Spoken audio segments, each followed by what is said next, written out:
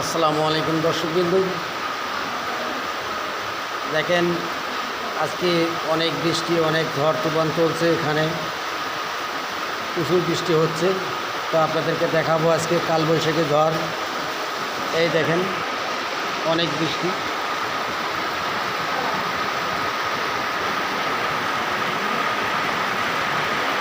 অনেক ঝড়, অনেক বৃষ্টি চলছে। আকাশের পরিস্থিতি ভালো না, অনেক বৃষ্টি, প্রচুর বৃষ্টি চলছে এখানে। আজকে মনে হয় আকাশ ঠিক হবে কি না জানি না, অনেক ঝড় চলছে।